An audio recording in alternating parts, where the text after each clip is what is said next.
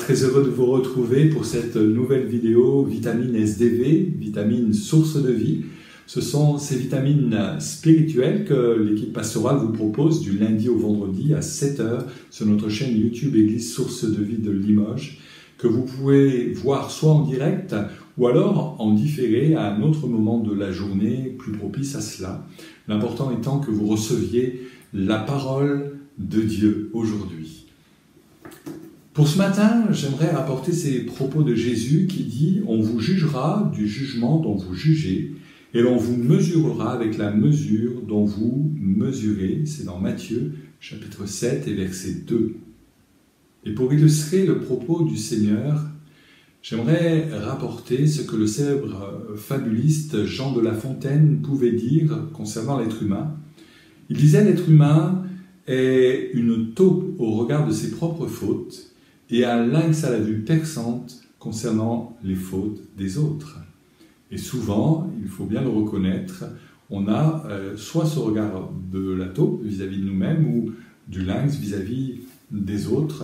Et parfois, on s'aperçoit même que les deux sortes de visions se cumulent.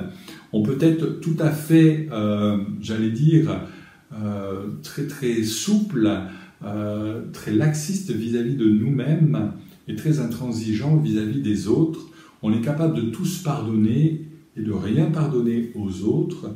On est capable de se trouver toutes sortes d'excuses à nos lacunes, à nos erreurs, à nos échecs, à nos péchés, tout en ne trouvant aucune circonstance atténuante sur les façons de faire des autres. Et bien évidemment, cette façon de voir de la taupe ou du lynx ne sont ni bonnes, ni biblique, ni juste, et n'apporte rien de bon à notre vie. Le Seigneur Jésus, s'il rappelle que nous serons mesurés avec la mesure dont nous mesurons nous-mêmes, signifie bien par là qu'à un moment donné, nous serons jugés de la façon dont nous avons jugé les autres. Il ne s'agit pas, bien sûr, pour les chrétiens, du jugement dernier qui conduit à la perdition éternelle, ceux qui n'auront pas cru au Seigneur, qui n'auront pas placé leur foi de leur vivant dans le Seigneur Jésus-Christ. Non, mais il s'agit de ce temps du tribunal de Christ où les chrétiens se présenteront devant le Seigneur et où le Seigneur jugera, constatera de quelle manière nous avons construit notre vie chrétienne, soit avec du chaume et de la paille, des matériaux fragiles et éphémères, soit au contraire avec de l'argent et de l'or, des matériaux nobles, purs, résistants au temps, et qui nous permettra d'obtenir du Seigneur une récompense. Et je crois que c'est important à réaliser que le Seigneur souhaite que notre vie chrétienne soit de qualité ici-bas.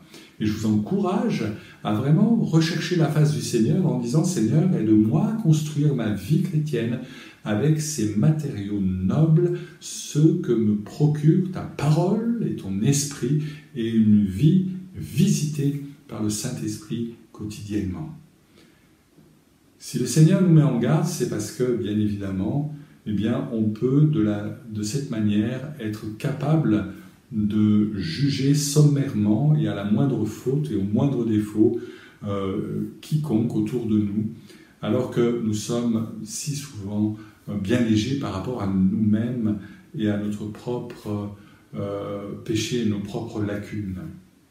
C'est pourquoi Dieu ne veut pas que nous ayons une vision de la taupe, la vision de la taupe, la vue de la taupe plutôt, ni la vue du lynx, mais plutôt d'adopter la vue et la vision de l'aigle. L'aigle a un regard tout à fait acéré, perçant, certes, mais il voit les choses d'en haut, il voit les choses de plus haut et d'une manière beaucoup plus globale et réaliste. Il ne porte pas un regard méprisant, si je puis dire, mais il voit comme Dieu voit les choses. Et c'est ça qui est essentiel et important.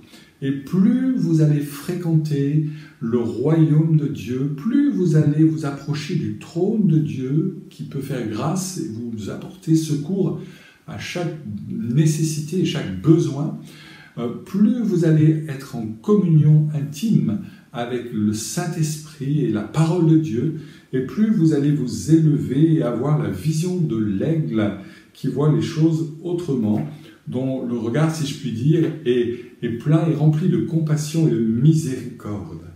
Cessez d'être une taupe pour vous-même, un lynx pour les autres. Devenez un aigle au contact du ciel, au contact de la présence de Dieu. Alors, avant de nous séparer, peut-être pouvons-nous ensemble prier en disant ceci: Seigneur, pardon d'avoir été si souvent aveugle pour ma propre vie. Pardon pour le regard méprisant que j'ai pu jeter sur la vie des autres, parfois. Et s'il te plaît, fais-moi trouver grâce auprès de toi pour que je ressemble à l'aigle en plein vol et que je vois toutes choses comme toi, tu les vois. Que ce soit ma prière et ta prière pour cette journée. Que Dieu te bénisse.